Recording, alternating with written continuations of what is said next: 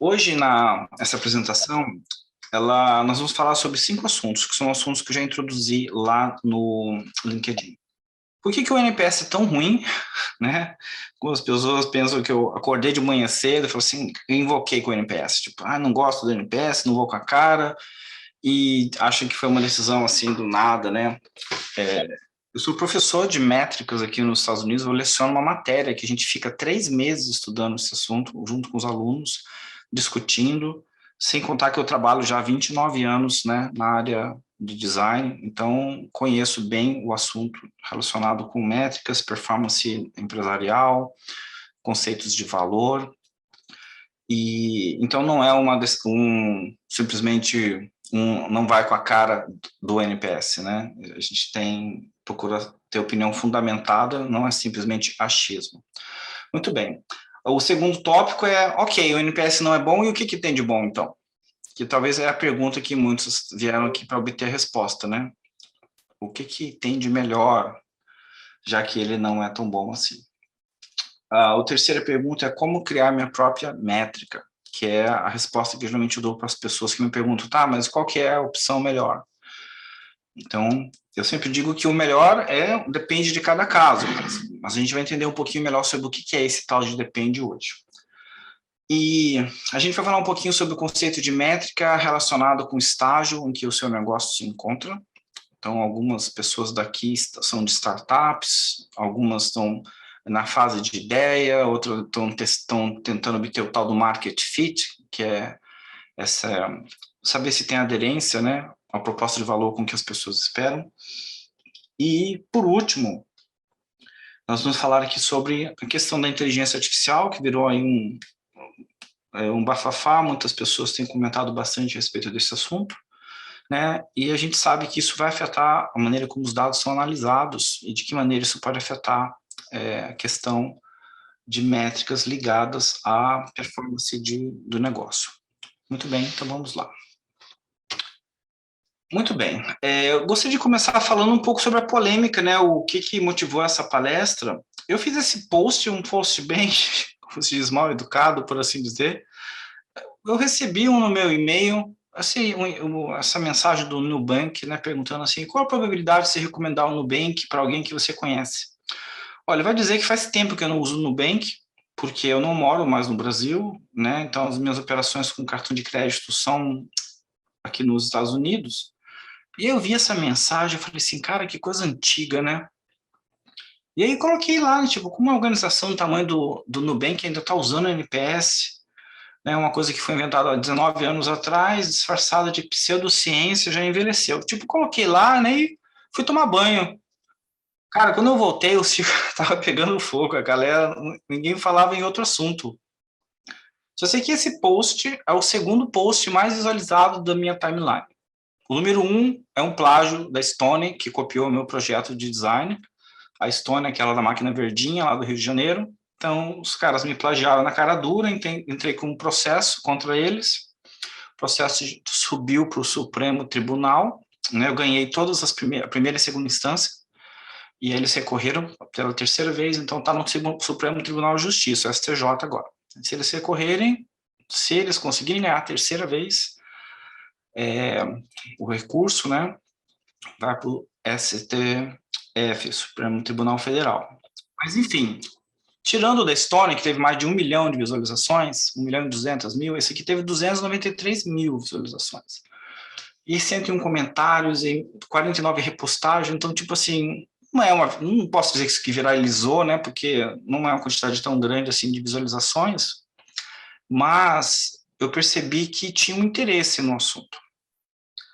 E daí surgiram muitas pessoas que vieram me procurar, em particular, tive várias reuniões com empresas diferentes me pedindo consultoria, querendo saber mais, a minha opinião. Então, tive reuniões muito legais com empresas diferentes, tanto no Brasil quanto fora do Brasil, para falar de NPS. Muito bem. Então, eu tinha algumas dúvidas que são recorrentes, que as pessoas perguntavam as mesmas coisas, por isso eu decidi fazer essa live aqui. Muito bem. Então, vamos começar falando sobre por que o NPS ele é tão ruim. Eu gosto de separar dizendo que o NPS ele tem duas partes. A primeira pergunta, lá numa escala de 0 a 10, qual a chance de você recomendar tal empresa, tal produto, tal negócio? E a segunda pergunta é, qual o motivo? A primeira pergunta, que é a pergunta numérica, eu digo que ela é uma pergunta inútil. Eu vou explicar por quê.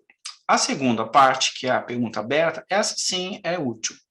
Dá para você tirar vários insights. Então, as pessoas que ficaram meio mordidas comigo, quando eu falei do NPS, achavam que eu estava criticando, inclusive, a segunda parte. Falha minha, porque não fui claro, né? Eu deveria ter dito assim, a primeira parte do NPS é pergunta numérica é inútil. A segunda parte é útil. Mas, como o contexto geral é de recomendação, acaba que a segunda pergunta entra de carona na crítica, né? Muito bem, vamos falar um pouquinho sobre a primeira parte, que é o número. Veja, o NPS ele tem uma tentativa de medir a recomendação.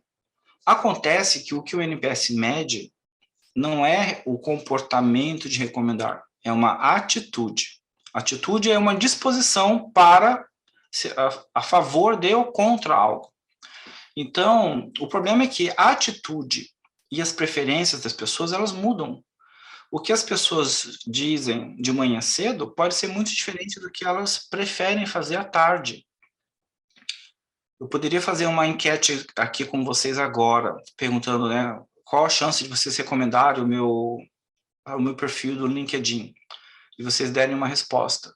Em seguida, eu poderia pedir que vocês, então, ok, então todo mundo que disse que ia recomendar, recomende agora.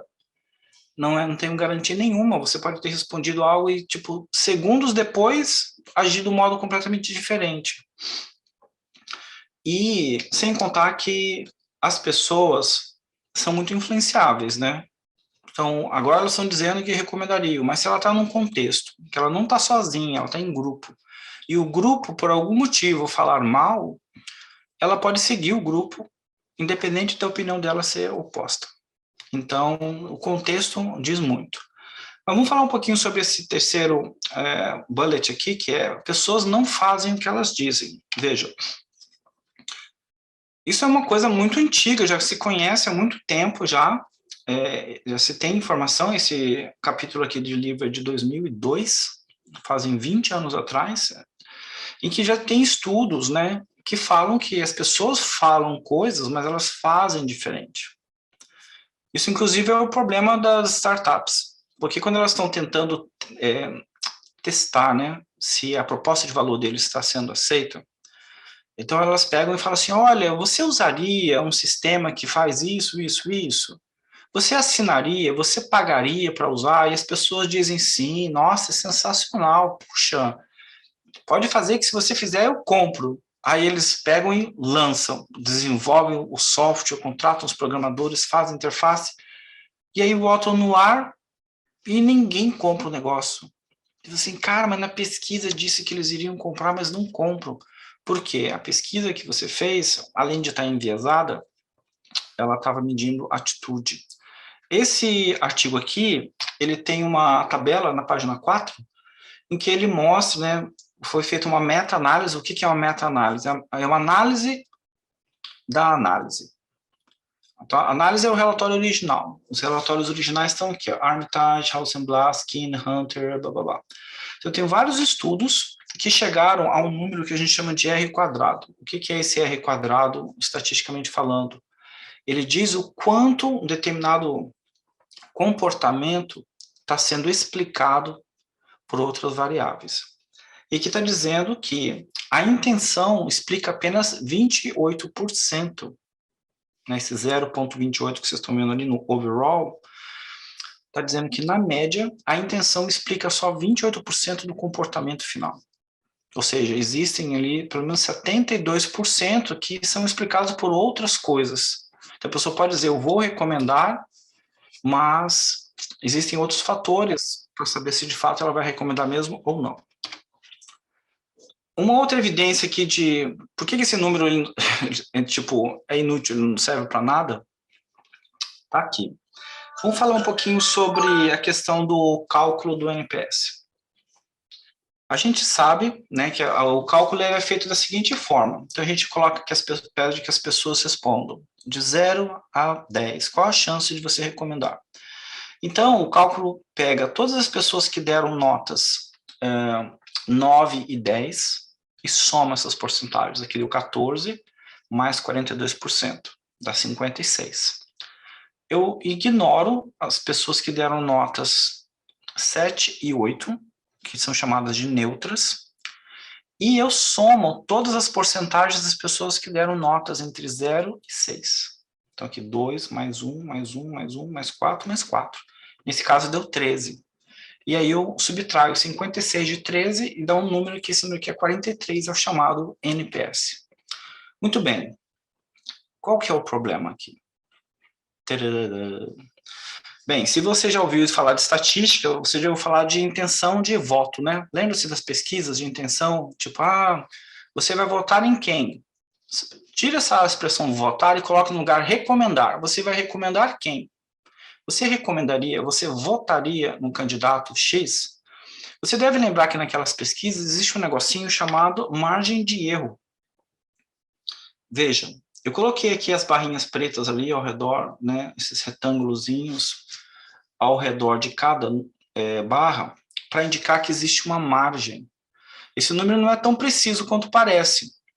Então, se você tiver uma margem de erro de 5% para cima ou 5% para baixo, significa que o número 43, na verdade, ele pode ser 38 ou 48. Aqui já dá um nó na cabeça e é uma confusão geral, porque as empresas gostam de comparar os NPS umas das outras. Então, o Nubank fica se comparando com o Banco do Brasil, o Banco do Brasil se compara com o Itaú. Só que, e a margem de erro? Onde é que entra nessa história? E veja, o fato é que o NPS não considera a margem de erro. Eu vou te dizer que eu nunca vi nenhum relatório falando de NPS que incluía a análise da margem de erro. E se você for medir 2 vezes o NPS, digamos que esse mês eu fiz uma pesquisa de NPS e deu lá que o NPS deu 43. E daí, no mês que vem, ele salta para 53. Aí você pensa, nossa, uma diferença de 10. Puxa, né? Deu um ganho espetacular. Só que se você considerar a margem de erro, esses dois números podem ser exatamente iguais. De 43 para 53 não houve variação, porque o 43 ele pode ser até 48 com a margem de erro. E o 53 pode ser 48 também dentro da margem de erro. Então, são tecnicamente empatados. Mas, quando você vê o cálculo do NPS, isso não é levado em consideração. Vamos pegar um outro exemplo aqui que mostra como esse número é inútil. Não precisa ser um gênio, tá, pessoal, para chegar a essas conclusões. Imagine o seguinte, eu tenho uma empresa em que ela fez uma pesquisa de NPS, perguntando lá de 0 a 10 qual a chance de você recomendar. E 100% das pessoas disse que a chance era 0. Tava um terror, tá todo mundo reclamando, né, xingando até a quinta geração, de tipo, meu Deus, o serviço é muito ruim, eu não volto aqui nunca mais, eu não recomendo vocês para ninguém. Então, estava pegando fogo. Eles fizeram o cálculo do NPS e viu que o número deu ali, os promotores menos os detratores, o cálculo deu menos 100. Tipo, é o pior NPS possível. Tipo, tá todo mundo insatisfeito. Imagine agora que essa empresa aprendeu a lição. Falou assim, cara, não dá para a gente ficar com uma performance tão ruim. As pessoas estão odiando o que a gente está fazendo. Então vamos esforçar, vamos tentar ver se a gente melhora isso. Então vamos aí se esforçaram, correram atrás, melhoraram o ambiente, fizeram treinamento, melhoraram os processos, simplificaram, reduziram a burocracia, trouxeram uma série de agrados para os clientes, eles ficavam ali na recepção do restaurante, então ficavam horas no sol, agora eles colocaram uma cobertura, não fica mais no sol, tem um banquinho, um sofazinho confortável para as pessoas se sentarem. Naquele período de 1 hora que eles ficavam esperando no sol, agora eles esperam no ar-condicionado, comendo uns petiscos, uma batatinha frita, tipo assim, cara, foi uma revolução, eles deram uma melhorada espetacular.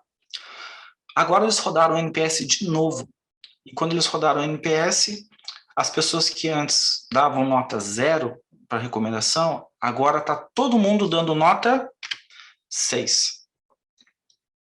Só que quando você calcula o NPS, o que aconteceu com o NPS? Continua menos 100. Ou seja, tipo, não precisa ser um gênio para saber que tem alguma coisa errada aqui.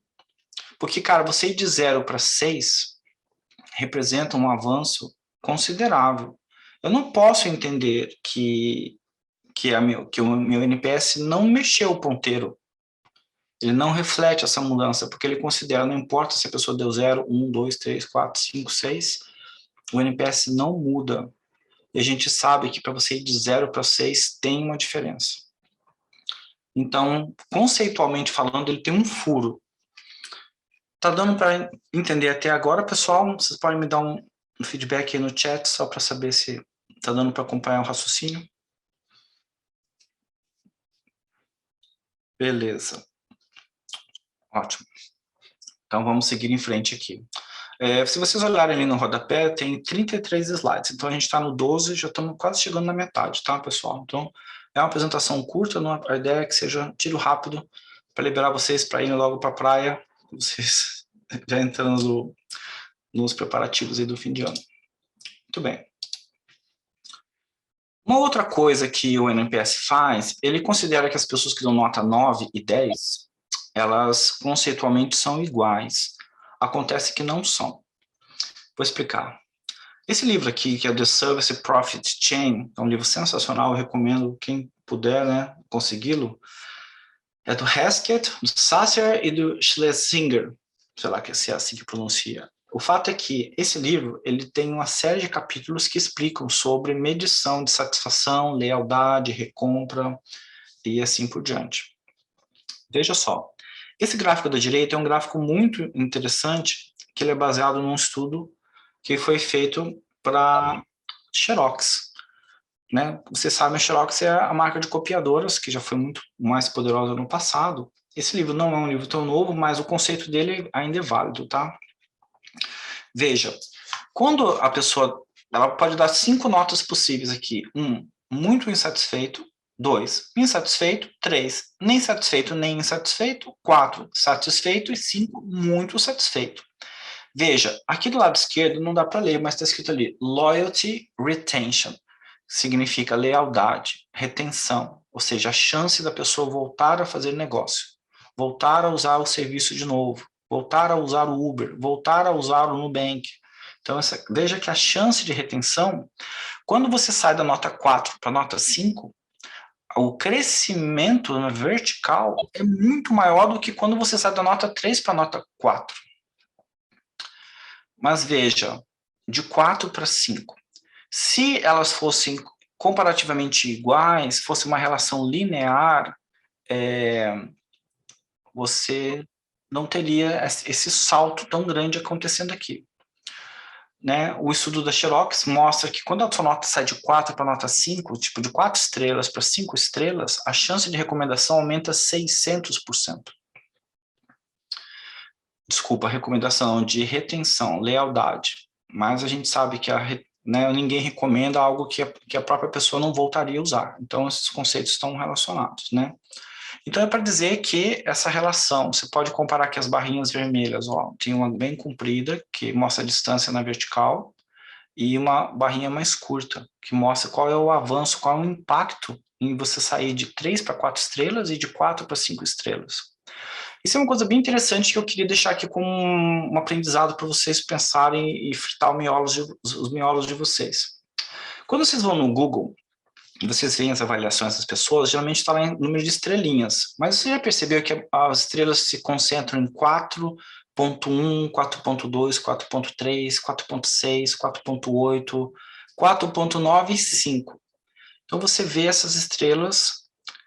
E a gente tem uma sensação, o Google, quando você pede para mostrar só as bem avaliadas, ele mostra todo mundo que tirou acima de 4, como sendo, tipo, isso aqui já é bem avaliado. Acontece que não é. Se uma empresa tem 4.1 e ela consegue saltar de 4.1 para 4.4, que é 0.3 estrelas de diferença, parece que é tipo, não fez tanta diferença assim. ou o contrário, ela estava com 4.4 e caiu para 4.1, do tipo, isso daqui não fede nem cheira. Ledo engano. A movimentação naquele espaçozinho das 4 estrelas para 5, cara, ali o vento ele gira com a velocidade muito mais forte. Então, quando você vê saltos acontecendo de 4.1 para 4.5, meu amigo, você pode dar pulos de alegria, porque houve uma mudança considerável. Estou falando, supondo que você está fazendo medições que são estatisticamente confiáveis dentro da margem de erro, com chances iguais das pessoas serem entrevistadas, sem viés, sem falcatrua, como muitas vezes acontece no NPS, né? Enfim, se o sistema é confiável e você tem aqueles dados de maneira confiável, você pode interpretar isso dessa maneira. Então, no NPS 9 e 10 são considerados iguais, não são. Muito bem, então agora a gente vai entrar aqui na famosa pergunta que muitos queriam saber a resposta. O que tem de melhor, então? O NPS não é bom, o que é? Então, a resposta é depende. Isso quem me acompanha no LinkedIn sabe que eu repito essa frase com frequência. Em design não tem leis imutáveis, tudo depende. Né? Depende do quê? Veja, muitas empresas, na verdade, quando elas estão falando de métricas, elas têm um interesse meramente ligado à vaidade, do tipo mostrar números, ou dizer, puxa, veja o NPS do Nubank, é um dos números mais altos que nós temos no mercado, representa uma disrupção, uma proposta de valor, blá, blá, blá, blá, blá. E eles ficam, quando comparam com outras organizações, o número deles é mais alto, então eles usam isso de um modo a ficar sustentando o ego, alimentando o próprio ego.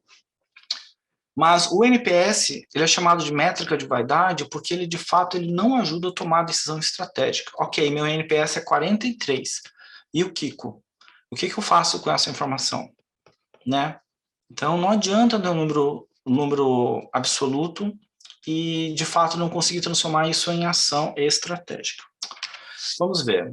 Quando você vai construir a sua própria métrica, a lógica funciona dessa forma. Você tem que começar de trás para frente. Muitos começam falando de métrica primeiro e de resultado depois. Para construir um sistema de métricas correto, você tem que pensar qual que é o valor, né, que a organização está desejando criar. Então, vejam, se o valor o objetivo é criar valor para o consumidor, é importante que a organização responda agora em seguida à pergunta: o que é valor para o meu consumidor? Então, você pode chegar à conclusão que valor é ter produto sem defeito, produto entregue no prazo, ou, por exemplo, dúvidas respondidas sem erros. Eu dei alguns exemplos aleatórios aqui só para demonstrar. Digamos que esses são os valores, aquilo que constrói valor para os seus consumidores. Uma vez que eu sei que é isso que constrói valor, eu vou me concentrar em medir coisas que me ajudam a perceber se esse valor está sendo construído ou destruído. Porque, em suma, o que uma organização faz, constrói ou destrói valor. A pergunta que sempre fica é: estou construindo ou destruindo? Então, eu tenho que medir para saber se a direção é de construção ou uma direção de destruição de valor. Então, se eu já sei que eu tenho que saber se os produtos não têm defeito, então eu quero saber quantos produtos estão sem defeito. Quantos produtos foram entregues no prazo? Quantas dúvidas foram respondidas sem erros? E aí, uma vez que agora eu sei que é isso que eu preciso medir, agora eu vou me preocupar com a origem da informação, aonde essa informação está. Então, por exemplo, eu posso ir lá no setor de qualidade e perceber qual é o número de produtos aprovados pela qualidade, para receber um selo de aprovação do tipo, isso daqui está pronto, está liberado para ser entregue, ser produzido. Eu posso olhar aqui com respeito ao tempo, né? Eu posso descobrir qual é a média e o desvio padrão do tempo médio de entrega. Eu sei que o tempo é algo importante. Isso aqui é muito diferente de ficar com um número abstrato como o NPS, que não te diz nada. Aqui eu estou dizendo que o tempo é algo importante e eu estou monitorando esse tempo. É importante que eu monitore esse tempo antes que cheguem as críticas dos consumidores, porque é melhor ser proativo, né, descobrir isso primeiro do que ser reativo. E o último exemplo aqui é a média de chamados respondidos com sucesso, que pode ser o famoso First Call Resolution, que é um número obtido no call center. Eu estou te dando aqui que, idealmente, você tem que ter um sistema de métricas. Isso aqui é uma análise multidimensional, ou seja, você não pode medir um número só. É uma bala de prata, aquilo que vem e resolve de uma vez por todas. Você tem que ter várias medições. E um outro conceito que explica por que o NPS é tão ruim é que o NPS ele não mede valor. O que ele tenta fazer é medir recomendação. Só que para e pensa, isso é útil para a empresa, isso não é útil para o cliente. O consumidor não acorda de manhã cedo pensando assim, puxa vida, viu? Estou precisando tanto recomendar um banco hoje, já faz 4 dias que eu não estou recomendando ninguém. Tipo, me respondem no chat, é isso que vocês fazem de manhã cedo? Ficarem pensando, tipo, puxa, hoje eu estou precisando recomendar uma empresa, hein? Quem que eu vou recomendar hoje? Eu estou com minha consciência pesada que eu não recomendei ninguém. Tipo, meu, não é isso que paira na sua cabeça, né? E então, quando as empresas ficam querendo saber da recomendação, elas estão medindo algo que interessa para ela. O consumidor, cara, não para a vida dele para ficar pensando nisso. A Aline que está dizendo que às vezes dá nota 10 e nem recomenda.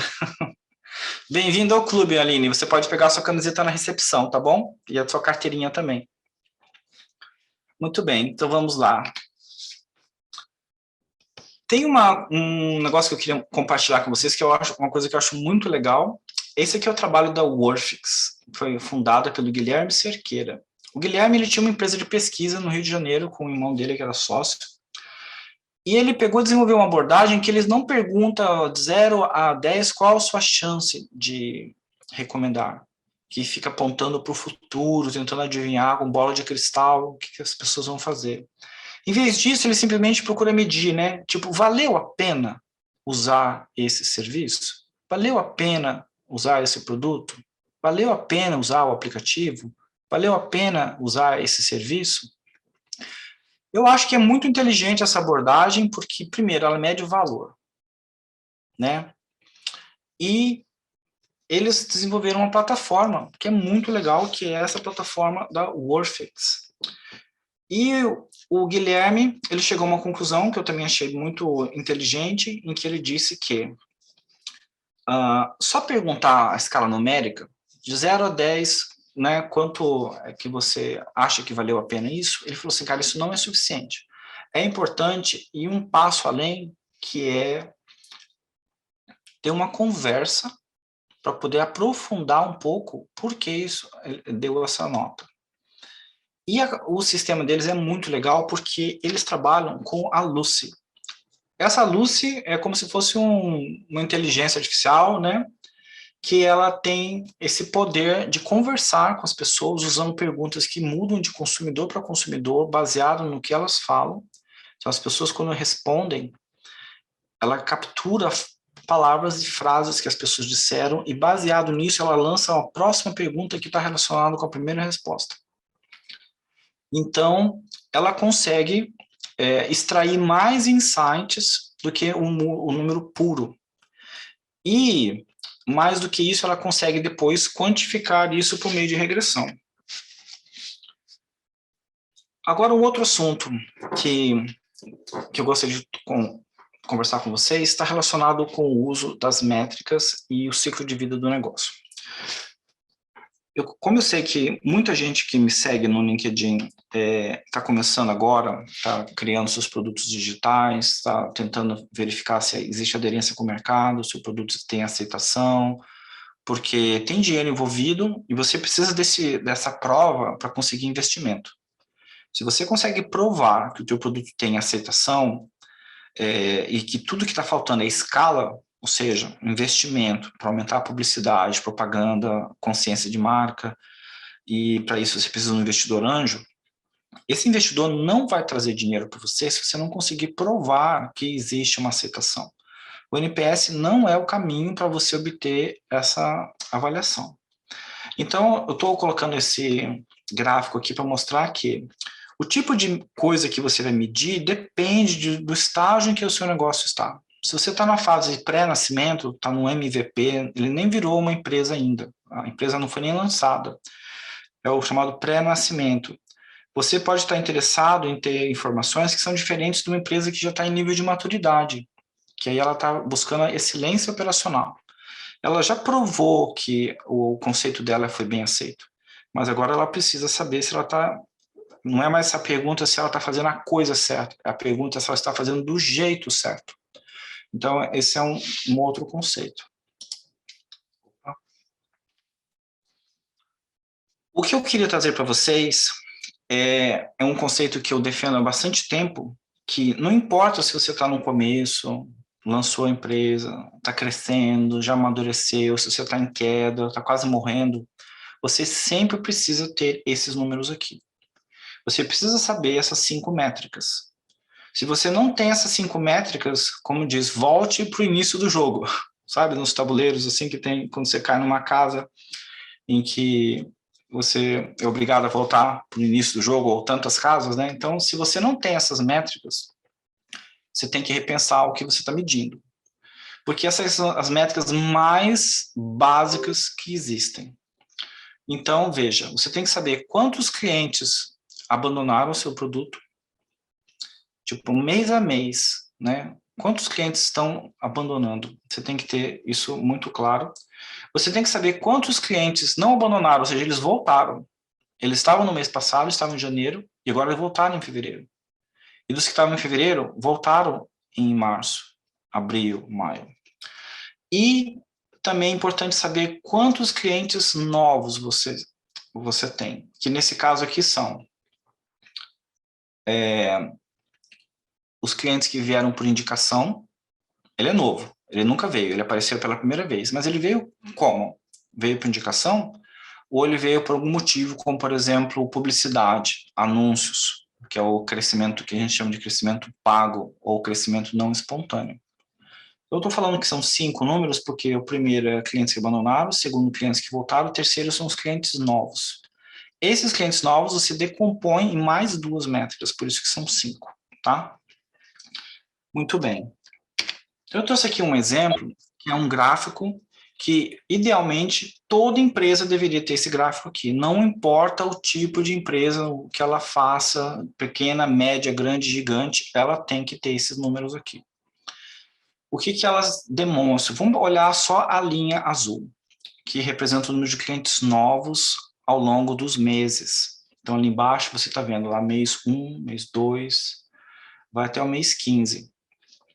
Então, você pode perceber que lá no começo, a primeira bolinha de todas é quando ela começou. Então, obviamente que os clientes, 100% dos clientes são clientes novos. E ninguém voltou, porque não tinha como voltar um cliente que você não tinha. Você lançou a empresa agora no mês de janeiro, digamos. E aí, quando você olha para o próximo mês, que foi o mês de fevereiro, então, obviamente que não é 100% dos clientes que voltaram. Então, obviamente, vai ter uma queda. Então, aqui eu vejo que 55% dos clientes retornaram. E você percebe que a outra, aliás, número de clientes novos, os clientes que estão retornando, estão voltando, é a linha laranja. Por que essas são linhas simétricas? São simétricas porque para acontecer uma coisa não pode acontecer a outra. Ou ele é novo ou ele está voltando. Ele não pode ser os dois ao mesmo tempo. Então, toda vez que o número de novos aumenta, o número de clientes que vieram porque voltaram cai, diminui.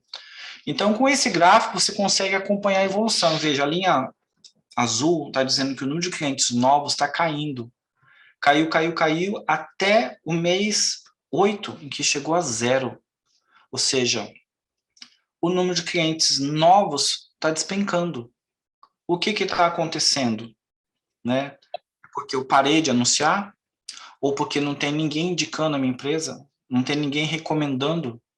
Então, aqui dá para perceber nitidamente que foi feita alguma coisa que reverteu esse processo, que voltou a ter clientes novos, a linha azul agora começa a avançar novamente, e você não depende só de clientes que estão retornando, que é a linha laranja.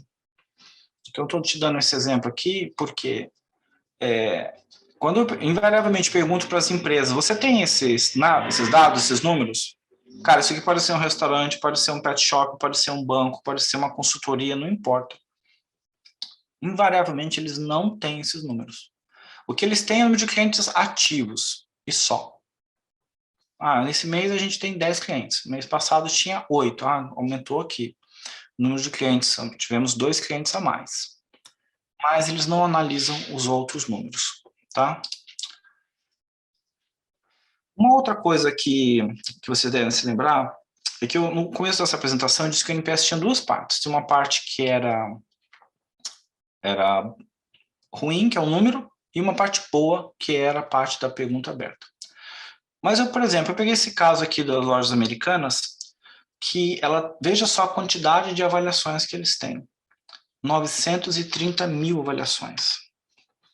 Você consegue imaginar quanto tempo demoraria para ler e analisar 930 mil comentários de usuários? Isso aqui são avaliações de pessoas que baixaram, né, o aplicativo ou o produto. Aqui, no caso, é a loja Play Store do Google. Mas poderia ser avaliações do Google Reviews, ou poderia ser no TripAdvisor, ou isso aqui poderia ser também resultado de uma survey, uma pesquisa de satisfação. Avaliar isso tudo manualmente significa ler cada comentário, saber do que a pessoa está falando, se é positivo, se é negativo, qual é a queixa, qual é o problema, o que é prioritário e assim por diante. Veja, hoje existem sistemas, e esse sistema que é o que eu acho mais impressionante de todos até o momento, chamado Viable AI. Ele usa inteligência artificial para avaliar justamente esses comentários, os depoimentos dos clientes. Essa plataforma usa o mesmo sistema lá do Chat GPT, sabe? O famoso, a plataforma que está fazendo o maior sucesso nas últimas semanas, né? Que ela parece uma mente onisciente que sabe de todos os assuntos, você faz perguntas, ela responde para você. O core, o núcleo de processamento daquela ferramenta é a mesma que é utilizada aqui no Viable AI. Ou seja, as pessoas lançam seus comentários, seus depoimentos, e a plataforma consegue analisar. Está vendo aqui nessa imagem da direita, onde está escrito Top Feedback Analysis? Veja, essas cores, elas representam diferentes dimensões do serviço ou do produto digital que você está oferecendo. Então, imagine aqui que essa cor aqui, que é não sei se dá para ver se é um azul, um lilás, que cor é essa? Ela vai, a cada mês, essa barra, ela vai engrossando ou afinando. Ela pode indicar qual é o tipo de impacto que aquilo está tendo na experiência geral do consumidor. Então, você percebe que quando ela engrossa, significa que aquilo está tendo um peso, está tendo uma preponderância. Provavelmente aconteceu algum problema que está fazendo aquilo. Então, imagina que isso aqui é uma empresa aérea e essa barra lilás, essa faixa lilás, representa os atrasos em voos. Então, posso perceber que aqui, 28 de maio, que é o segundo mês, foi onde teve a pior performance, e a melhor performance foi aqui em 2 de julho. Então, de maio para julho, a performance melhorou muito. Aqui de 25 de junho para 2 de julho, foi quando o tempo, os atrasos, reduziram consideravelmente. Então, veja, isso daqui não é baseado em números que as pessoas indicaram, é simplesmente no que elas falaram. O sistema consegue ver quantas vezes o mesmo assunto é repetido e consegue transformar isso numericamente. E isso eu acho simplesmente sensacional. Não é ainda algo perfeito, ainda, né, precisa melhorar muito, mas, cara, se você pensar que isso daqui se desenvolveu nos últimos meses, eu te digo que no final de 2023 a gente vai ter mudanças assim absurdas nisso daqui, porque o crescimento é exponencial. A Joyce está perguntando aqui qual é o nível de acurácia dessa ferramenta. Veja, ela não trabalha com um conceito estatístico, que a gente possa dizer ali, né, qual é o nível de significância, né, qual é a margem de erro, e assim por diante. O que ela faz, que é sensacional, deixa eu ver se eu tenho aqui um exemplo, olha só, é que quando ela apresenta para você os dados, ela não só fala o relatório que a inteligência artificial criou, por exemplo, que está dizendo, clientes querem ser capazes de ver os preços na loja, encontrar os itens numa loja mais próxima e procurar por itens na loja somente. Também querem ser capazes de procurar por itens na loja e comprar numa loja específica. Veja, isso daqui é um insight que foi gerado pela ferramenta, mas embaixo ele mostra da onde, de qual depoimento que isso daqui foi tirado. Às vezes, isso aqui acontece um erro. Tipo, esse insight, ele não está batendo o tico e o teco aqui. Tipo, o insight diz uma coisa, mas os consumidores não foi bem aquilo que eles falaram. A beleza dessa plataforma é que ela aprende. Do tipo, com o seu feedback, você pode ir indicando aonde a análise não está dando certo e da próximo relatório que ela fizer, o nível de precisão vai subindo, e vai subindo, e vai subindo, de modo que ela não comete os mesmos erros duas vezes. E isso é que é simplesmente sensacional. Então, a plataforma ela não gera um monte de dados soltos, e aí você tem que ficar amarrando esses dados e construindo um relatório. Ela simplesmente, a plataforma constrói o relatório para você. E mais, ela trabalha com português também. Numa reunião que eu tive com eles, perguntei, tá, e se tiver que ser em português? Porque eu lembro de eu procurando uma ferramenta que fizesse isso algum tempo atrás, e o cara, ele disse assim, olha, a gente tentou fazer em português, mas tem muita gíria. Nosso sistema se perdeu na gíria. Não conseguia avançar, então inglês, português não, inglês sim. Ele, na verdade, o que ele quis dizer, tipo, cara, a gente não está interessado nos brasileiros, né? Tipo, a gente está interessado aqui mesmo no inglês. Então, o inglês tem sistemas que conseguem limpar esses dados, se tiver muita gíria, muito palavrão, enfim, ele consegue extrair, de fato, a essência. Então, tem mais esforço, mais trabalho feito para polir, para deixar redondinha a solução em inglês do que em português. Ou tinha, porque essa ferramenta aqui de análise, eles me disseram que ela é capaz de fazer mesmo em português. Eu estou numa fase de negociação com eles, né, de mandar um banco de dados para eles fazerem um teste para me mandarem de volta, para eu avaliar até que ponto essa acurácia é confiável ou não, e depois eu te dou mais notícias, beleza? Muito bem, então, para resumir o que a gente falou hoje, por que o NPS ele é tão ruim? Em resumo, porque se baseia em pseudociência, ignora as margens de erro, e ele considera que atitude é comportamento, sendo que a gente sabe que não é. Atitude é só 28% do comportamento. O que existe de melhor são os modelos que focam em medir valor, não em medir recomendação. Né? Recomendação não é valor para o usuário. Nenhum usuário acorda de manhã cedo dizendo, uhul, quero recomendar muito hoje. Nossa, esse fim de ano eu vou recomendar demais. Recomendação não é beijo na boca. E, por fim, né, eu citei o exemplo da Wordfix, que eu acho que é uma plataforma sensacional. Muito vale a pena dar uma olhadinha lá no site deles, o trabalho que o Guilherme tem feito. E o Fábio, né, também é brasileiro, eles ficam baseados aqui em Atlanta, aqui nos Estados Unidos. A história deles é muito legal, se vocês quiserem depois procurar, vocês vão encontrar facilmente na internet.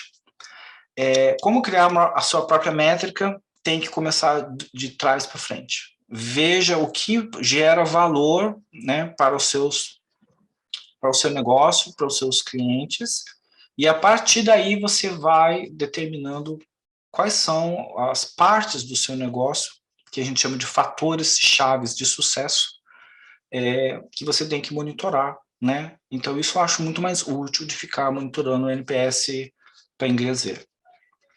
Quais são as métricas que você deve usar em cada estágio do negócio? Eu disse que, independente do estágio, existem métricas que você tem que saber sempre. Você tem que saber quantos clientes estão pulando fora do barco, quantos clientes estão entrando no barco, quantos clientes estão voltando para o barco e quantos clientes que estão entrando no barco pela primeira vez estão vindo por indicação ou porque isso foi pago, por assim dizer.